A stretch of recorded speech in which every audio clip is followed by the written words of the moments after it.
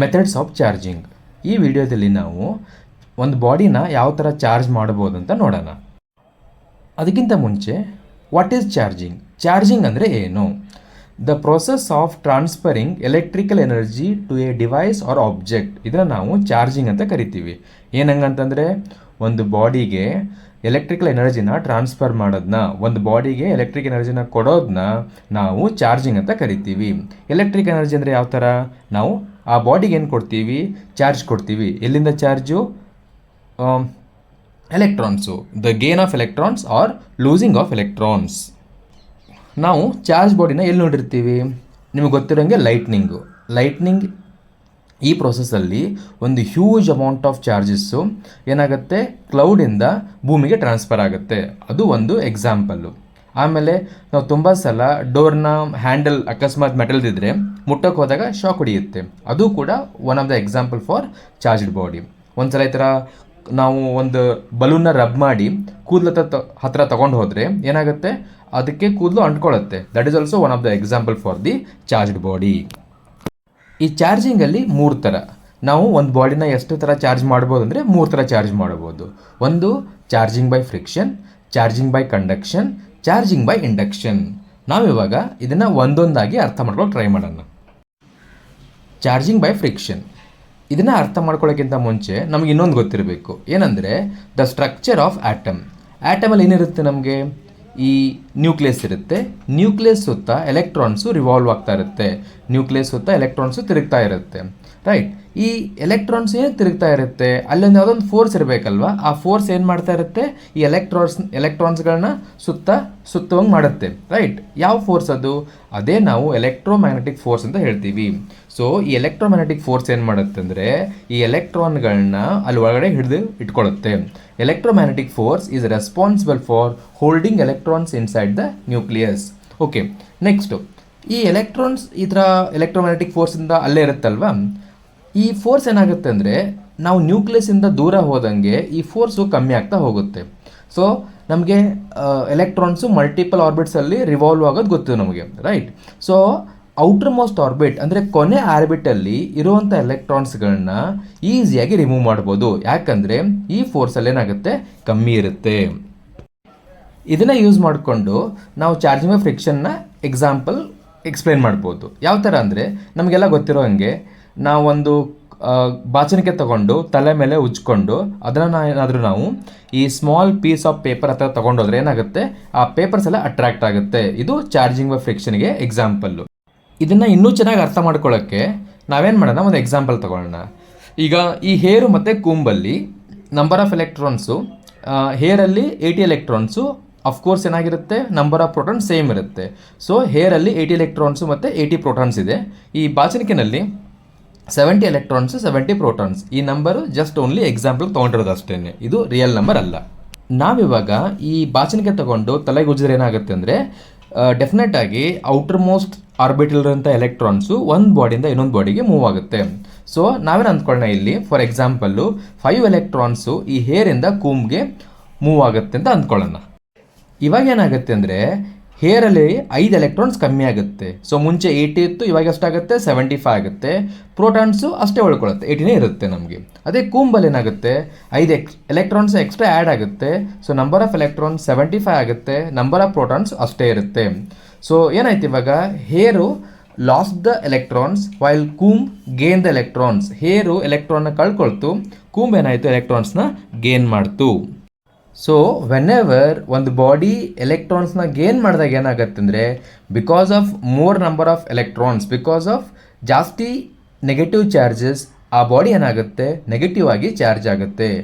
ಅದೇ ಅಕಸ್ಮಾತ್ ಏನಾದರೂ ಬಾಡಿ ಎಲೆಕ್ಟ್ರಾನ್ಸ್ನ ಕಳ್ಕೊಂಡ್ರೆ, ರೈಟ್, ಲೂಸ್ ಆದರೆ ಏನಾಗುತ್ತೆ ಅಂದರೆ ನಮಗೆ ಆ ಬಾಡಿ ಪಾಸಿಟಿವ್ ಆಗಿ ಚಾರ್ಜ್ ಆಗುತ್ತೆ. ಸೊ ಇದು ಚಾರ್ಜಿಂಗ್ ಬೈ ಫ್ರಿಕ್ಷನ್. ಈ ಥರ ಚಾರ್ಜಿಂಗ್ ನಾವು ಯೂಶ್ವಲ್ ಆಗಿ ನಾನ್ ಕಂಡಕ್ಟಿಂಗ್ ಮಟೀರಿಯಲ್ ಅಥವಾ ಇನ್ಸುಲೇಟರ್ಸಲ್ಲಿ ಮಾತ್ರ ನೋಡ್ಬೋದು. Second one, charging by conduction. ಇದನ್ನು ಅರ್ಥ ಮಾಡ್ಕೊಳ್ಳೋಕೆ ನಾವೇನು ಮಾಡೋಣ ಅಂದರೆ ಒಂದು ಮೆಟಲ್ ಸ್ಪೇರ್ನ ತಗೊಂಡು ಅದನ್ನು ನಾವು ಒಂದು ನಾನ್ ಕಂಡಕ್ಟಿಂಗ್ ಸ್ಟ್ಯಾಂಡ್ ಮೇಲೆ ಇಡೋಣ. ನಾನ್ ಕಂಡಕ್ಟಿಂಗ್ ಸ್ಟ್ಯಾಂಡ್ ಏನಕ್ಕೆ ಅಂದರೆ ಅಕಸ್ಮಾತ್ ಏನಾದರೂ ಈ ಮೆಟಲ್ ಸ್ಪಿಯರ್ ಏನಾದರೂ ಚಾರ್ಜ್ ಆದರೆ ಅಲ್ಲಿಂದ ಎಲೆಕ್ಟ್ರಾನ್ಸು ಎಲ್ಲಿಗೆ ಹೋಗಬಾರ್ದು, ಕೆಳಗಡೆ ಅರ್ತ್ಗೆ ಹೋಗಬಾರ್ದು. Earth is a huge source of charges. ಅರ್ಥಲ್ಲಿ ಎಷ್ಟು ಬೇಕಾದ್ರೂ ಎಲೆಕ್ಟ್ರಾನ್ಸ್ನ ಕೊಡ್ಬೋದು, ಎಷ್ಟು ಬೇಕಾದ ಎಲೆಕ್ಟ್ರಾನ್ಸ್ನ ತೊಗೋಬಹುದು. ಅದಕ್ಕೋಸ್ಕರ ನಾವೇನು ಮಾಡ್ತೀವಿ, ಈ ಚಾರ್ಜು ಭೂಮಿಗೆ ಹೋಗ್ದಂಗೆ ನಾವು ಅದನ್ನು ಇನ್ಸುಲೇಟಿಂಗ್ ಸ್ಟ್ಯಾಂಡ್ ಮೇಲೆ ಇಟ್ಟಿದ್ದೀವಿ. ಇವಾಗ ಏನು ಮಾಡೋದಂದರೆ ನಾವು ನೆಕ್ಸ್ಟು ಒಂದು ಪಾಸಿಟಿವ್ ಆಗಿ ಚಾರ್ಜ್ ಆಗಿರೋಂಥ ಬಾಡಿನ ತಗೊಂಡು ಬಂದು ಈ ಮೆಟಲ್ ಸ್ಪಿಯರ್ನ ಟಚ್ ಮಾಡಿದ್ರೆ, ಫಿಸಿಕಲಿ ಕಾಂಟ್ಯಾಕ್ಟ್ ಮಾಡಿದ್ರೆ ಏನಾಗುತ್ತೆ ಅಂದರೆ ಈ ಚಾರ್ಜಸ್ಸು ಮೆಟಲ್ ಸ್ಪಿಯರ್ಗೆ ಟ್ರಾನ್ಸ್ಫರ್ ಆಗುತ್ತೆ.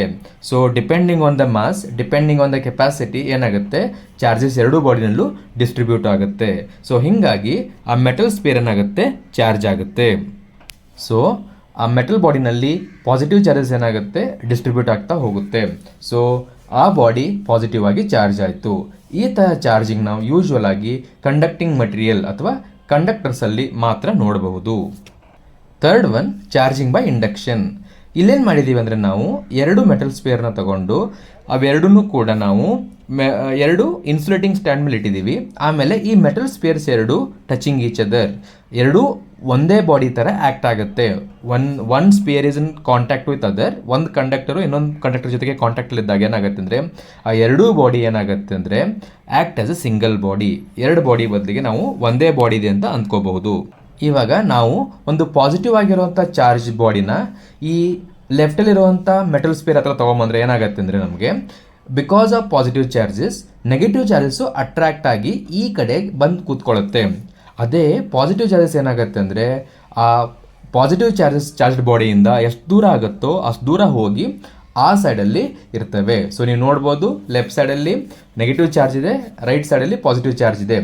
ಸೊ ಎರಡೂ ಬಾಡಿ ಕಾಂಟ್ಯಾಕ್ಟ್ ಇರೋದ್ರಿಂದ ಎರಡೂ ಸೇರಿಸಿ ಒಂದೇ ಬಾಡಿ ಥರ ಆ್ಯಕ್ಟ್ ಆಗೋದ್ರಿಂದ ಏನಾಗುತ್ತೆ ಅಂದರೆ ಈ ನೆಗೆಟಿವ್ ಚಾರ್ಜಸ್ಸು ಪಾಸಿಟಿವ್ ಚಾರ್ಜಸ್ಗೆ ಪಾಸಿಟಿವ್ ಚಾರ್ಜ್ಡ್ ಬಾಡಿಗೆ ಎಷ್ಟಾಗುತ್ತೋ ಅಷ್ಟು ಹತ್ತಿರದಲ್ಲಿದ್ದಾವೆ. ಆಮೇಲೆ ಈ ಪಾಸಿಟಿವ್ ಚಾರ್ಜಸ್ಸು ಈ ಪಾಸಿಟಿವ್ಲಿ ಚಾರ್ಜ್ಡ್ ಬಾಡಿಯಿಂದ ಎಷ್ಟಾಗುತ್ತೋ ಅಷ್ಟು ದೂರದಲ್ಲಿದ್ದಾವೆ. ನೆಕ್ಸ್ಟು ನಾವು ಈ ಎರಡೂ ಮೆಟಲ್ ಕಂಡಕ್ಟರ್ನ ಏನು ಮಾಡೋಣ ಅಂದರೆ ನಾವು ಸ್ವಲ್ಪ ಸಪ್ರೇಟ್ ಮಾಡೋಣ. ಸಪ್ರೇಟ್ ಮಾಡಿದಾಗ ಏನಾಗುತ್ತೆ ಅಂದರೆ ಫಸ್ಟ್ ಬಾಡಿನಲ್ಲಿ ಓನ್ಲಿ ನೆಗೆಟಿವ್ ಚಾರ್ಜಸ್ ಇರುತ್ತೆ, ಸೆಕೆಂಡ್ ಬಾಡಿನಲ್ಲಿ ಓನ್ಲಿ ಪಾಸಿಟಿವ್ ಚಾರ್ಜಸ್ ಇರುತ್ತೆ. ಇವಾಗ ಆ ಚಾರ್ಜ್ ಬಾಡಿನ ಆಚೆ ತೆಗೆಯೋಣ.